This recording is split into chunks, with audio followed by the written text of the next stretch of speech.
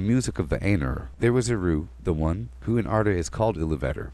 And he made first the Ainur, the holy ones, that were the offspring of his thought, and they were with him before aught else was made. And he spoke to them, propounding to them themes of music, and they sang before him, and he was glad. But for a long while they sang only each alone, or but few together, while the rest hearkened, for each comprehended only that part of me mind of Iluvatar from which he came, and in the understanding of their brethren they grew but slowly, yet ever as they listened they came to deeper understanding, and increased in unison and harmony. And it came to pass that Iluvatar called together all the Ainur, and declared to them a mighty theme, unfolding to them things greater and more wonderful than he had yet revealed. And the glory of its beginning and the splendor of its end amazed the Ainur, so that they bowed before Iluvatar and were silent. Then Iluvatar said to them, Of the theme that I have declared to you, I will now that you make in harmony together a great music. And since I have kindled you with the flame imperishable, ye shall show forth your powers in adorning this theme, each with his own thoughts and devices, if ye will. But I will sit and hearken, and be glad that through you great beauty has been wakened into song. Then the voices of the Ainur, like unto harps and lutes, and pipes and trumpets, and viols and organs, and like unto countless choirs singing with words, began to fashion the theme of Iluvatar to a great music. And a sound arose of endless interchanging melodies woven in harmony that passed beyond hearing into the depths and into the heights. And the places of the dwelling of Iluvatar were filled to overflowing, and the music and the echo of the music went out into the void, and it was not void. Never since have the Ainur made any music like to this music, though it has been said that a greater still shall be made before Iluvatar by the choirs of the Ainur and the children of Iluvatar after the end of days. Then the themes of Iluvatar shall be played aright, and take being in the moment of their utterance, for all shall then understand fully his intent in their part, and each shall know the comprehension of each, and Iluvatar shall give to their thoughts the secret fire, being well pleased. But now Iluvatar sat and hearkened, and for a great while it seemed good to him, for in the music there were no flaws. But as the theme progressed, it came into the heart of Melkor to interweave matters of his own imagining that were not in accord with the theme of Iluvatar, for he sought therein to increase the power and glory of the part assigned to himself. To Melkor among the Ainur had been given the greatest gifts of power and knowledge, and he had a share in all the gifts of his brethren. He had gone often alone into the void places seeking the imperishable flame, for desire grew hot within him to bring into being things of his own, and it seemed to him that Iluvatar took no thought for the void, and he was impatient of its emptiness. Yet he found not the fire, for it is with Iluvatar. Of being alone he had begun to conceive thoughts of his own unlike those of his brethren. Some of these thoughts he now wove into his music, and straightway discord arose about him, and many that sang nigh him grew despondent, and their thought was disturbed, and their music faltered, but some began to attune their music to his rather than to the thought which they had at first. Then the discord of Melkor spread ever wider, and the melodies which had been heard before foundered in a sea of turbulent sound. But Iluvatar sat and hearkened until it seemed that about his throne there was a raging storm, as of dark waters that made war one upon another in an endless wrath that would not be assuaged. Then Iluvatar arose, and the Ainur perceived that he smiled, and he lifted up his left hand, and a new theme began amid the storm, like and yet unlike to the former theme, and it gathered power and had new beauty. But the discord of Melkor rose in uproar and contended with it, and again there was a war of sound more violent than before, until many of the Ainur were dismayed and sang no longer, and Melkor had the mastery. Then again Iluvatar arose, and the Ainur perceived that his countenance was stern, and he lifted up his right hand, and behold, a third theme grew amid the confusion, and it was unlike the others. For it seemed at first soft and sweet, and mere rippling of gentle sounds and delicate melodies, but it could not be quenched, and it took to itself power and profundity. And it seemed at last that there were two musics progressing at one time before the seat of Iluvatar, and they were utterly at variance. The one was deep and wide and beautiful, but slow and blended with an immeasurable sorrow, from which its beauty chiefly came. The other had now achieved a unity of its own, but it was loud and vain, and endlessly repeated, and it had little harmony, but rather a clamorous unison as of many trumpets braying upon a few notes, and it essayed to drown the other music by the violence of its voice.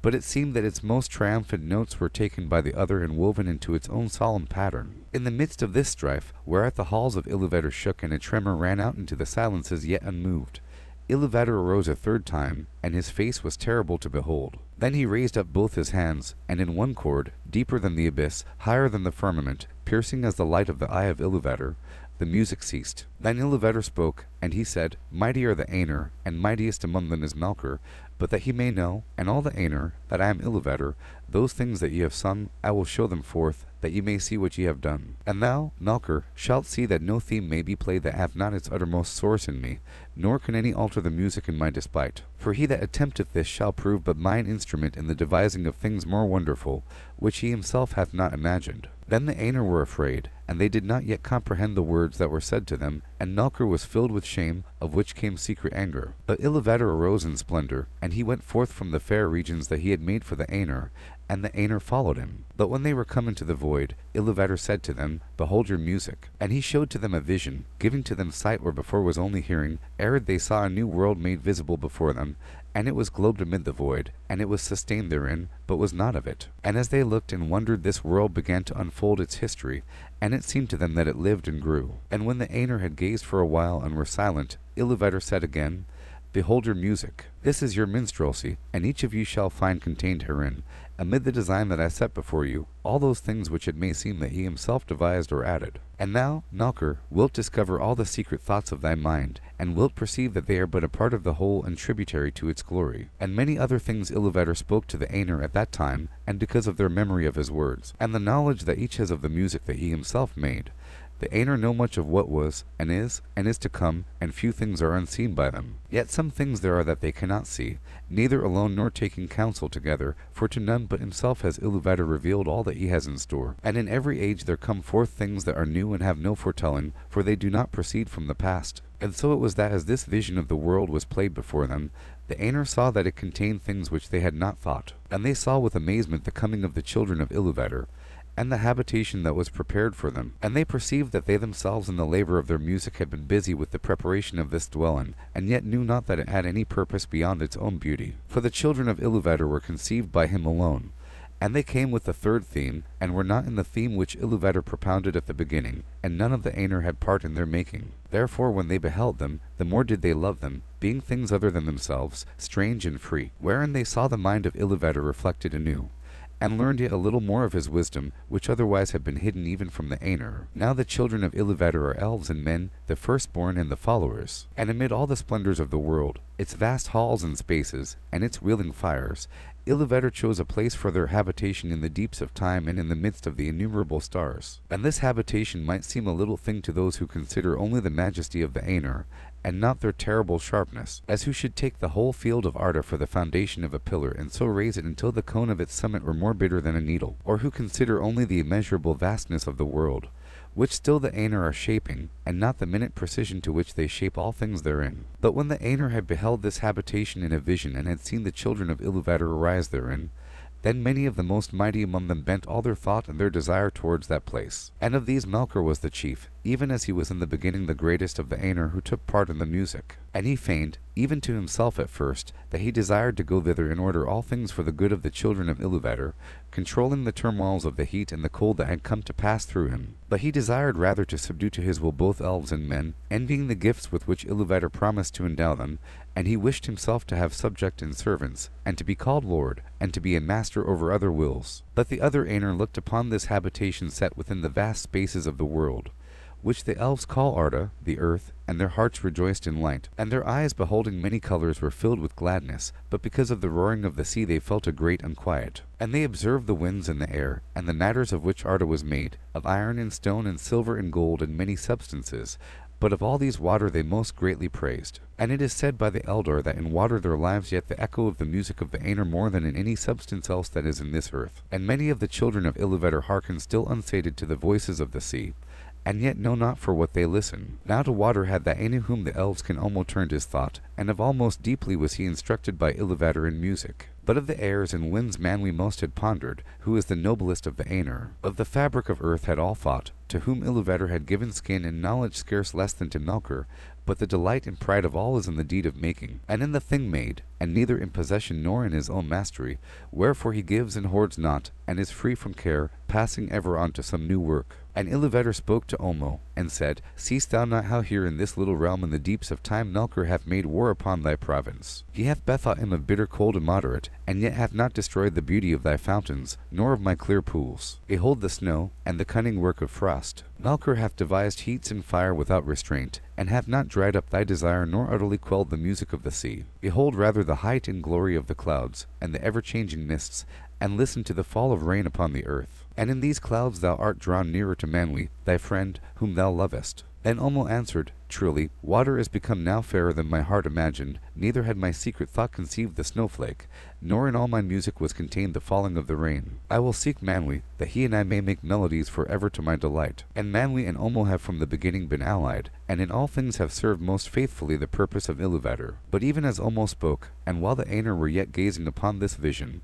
it was taken away and hidden from their sight, and it seemed to them that in that moment they perceived a new thing, darkness, which they had not known before except in thought. But they had become enamored of the beauty of the vision and engrossed in the unfolding of the world which came there to being, and their minds were filled with it, for the history was incomplete and the circles of time not full wrought when the vision was taken away. And some have said that the vision ceased ere the fulfillment of the dominion of men and the fading of the firstborn. Wherefore, though the music is over all, the valor have not seen as with sight the later ages or the ending of the world. Then there was unrest among the Ainur, but Iluvatar called to them, and said, I know the desire of your minds that what ye have seen should verily be, not only in your thought, but even as ye yourselves are, and yet other. Therefore I say, let these things be. And I will send forth into the void the flame imperishable, and it shall be at the heart of the world, and the world shall be, and those of you that will may go down into it. And suddenly the Ainur saw afar off a light, as it were a cloud with a living heart of flame, and they knew that this was no vision only, but that Iluvatar had made a new thing, the world that is. Thus it came to pass that of the Ainur some abode still with Iluvatar beyond the confines of the world, but others, and among them many of the greatest and most fair, took the leave of Iluvatar and descended into it. But this condition Iluvatar made, or it is the necessity of their love, that their power should thenceforward be contained and bounded in the world, to be within it for ever, until it is complete, so that they are its life and it is theirs. And therefore they are named the valor, the powers of the world.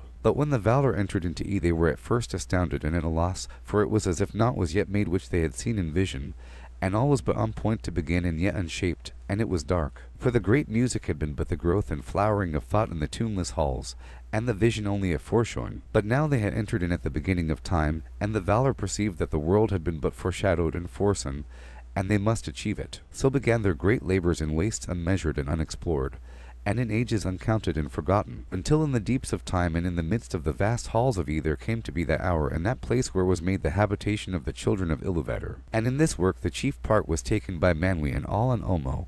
But Melkor too was there from the first, and he meddled in all that was done, turning it if he might to his own desires and purposes, and he kindled great fires. When therefore earth was yet young and full of flame, Melkor coveted it, and he said to the other valor, This shall be my own kingdom, and I name it unto myself. But Manwe was the brother of Melkor in the mind of Iluvatar, and he was the chief instrument of the second theme that Iluvatar had raised up against the discord of Melkor. And he called unto himself many spirits both greater and less, and they came down into the fields of Arda and aided Manwe, lest Melkor should hinder the fulfillment of their labor forever, and earth should wither ere it flowered. And Manwe said unto Melkor, This kingdom thou shalt not take for thine own, wrongfully, for many others have labored here do less than thou. And there was strife between Melkor and the other valor, and for that time Melkor withdrew and departed to other regions and did there what he would, but he did not put the desire of the kingdom of Arda from his heart. Now the valor took to themselves shape and hue, and because they were drawn into the world by love of the children of Iluvatar, for whom they hoped, they took shape after that manner which they had beheld in the vision of Iluvatar,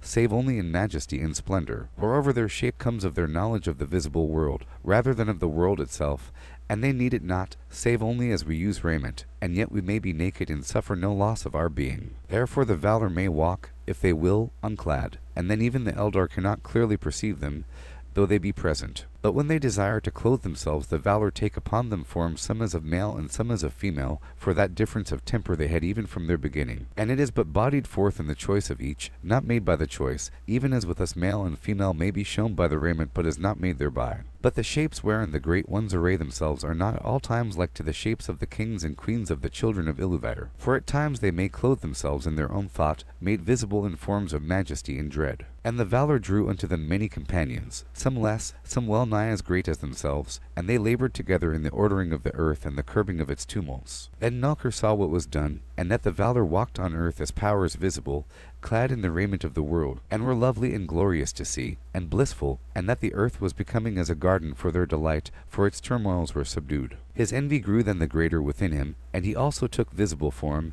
but because of his mood and the malice that burned in him that form was dark and terrible. And he descended upon Arda in power and majesty greater than any other of the valor, as a mountain that wades in the sea and has its head above the clouds and is clad in ice and crowned with smoke and fire. And the light of the eyes of Nalkur was like a flame that withers with heat and pierces with a deadly cold. Thus began the first battle of the valor with Nalkur for the dominion of Arda.